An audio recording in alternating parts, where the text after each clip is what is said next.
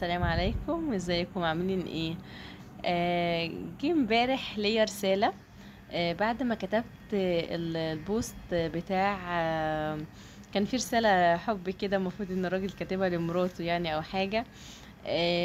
المشكلة ان هي جت واحدة قالت لي الرسائل اللي زي دي بتخليني نقمة على حياتي، او متضايقه وانتي او يعني فيما معنى الكلام ان هي حست ان هي متضايقه جدا من البوست ده، فبتقول يعني ما بلاش تكتبي بوستات زي كده، ان معظم اللي بيتابعك ستات.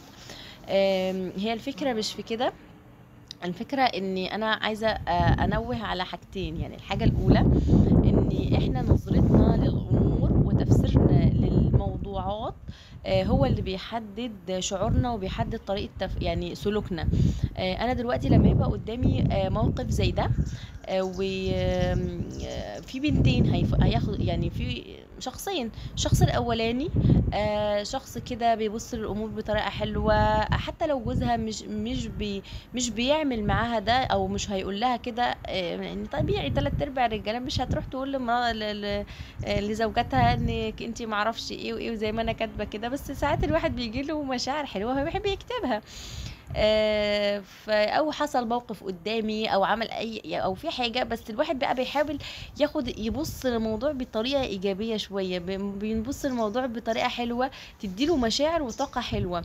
فلما اجي انا مثلا كتغريد هبص على البوست ده من المنظور الايجابي شويه او من المنظور الحلو شويه، فاقول الله معرفش ايه، ربنا يرزقنا ان شاء الله. اغمض عيني وافتكر جوزي مثلا وهو بيقول لي حاجه زي كده.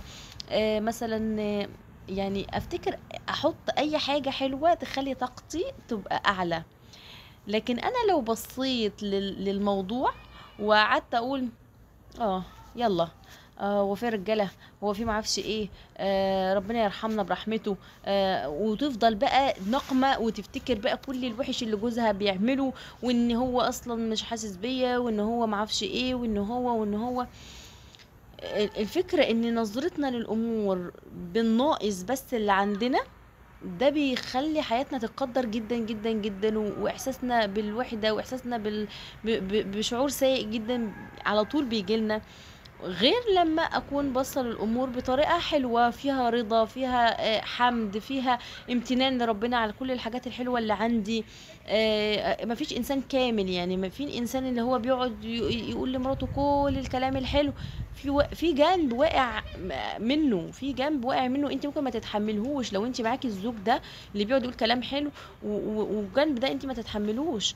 فربنا بيرزقك باللي تستاهليه واللي تقدري عليه. طب لو انت شايفه انك انت حياتك كلها صعبه، انت خدتي واحد لا يطاق، زي ما لما بيجيني رسائل، اعرفي ان ده برضو ابتلاء من عند ربنا علشان يأجرك عليه، وعلشان يخليكي تظبطي شخصيتك شويه، وعلشان يخليكي تحسي باختلاف. يعني هتلاقي نفسك شخصيتك اختلفت.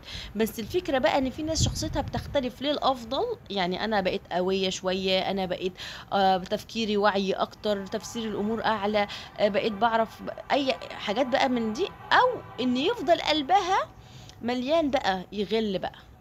بيغل ليه؟ علشان طول الوقت انا ببص لدي، دي نا... دي عندها مش عندي، ودي عندها مش عندي، ودي عندها. بتوصل بقى بعد كده لمرحلة الحسد والحقد على الآخرين. فطبعا اللي بيبقى عنده مشاكل في حياته، كلنا عندنا مشاكل في حياتنا كلنا، وكلنا عندنا حاجات بنتمنيها، وكلنا في حاجات كنا محتاجينها وما خدناهاش، وفي حاجات ما كناش نتصورها وربنا اداها لنا بأفضل ما عنده من الرزق. الفكرة كلها في النهاية ان انا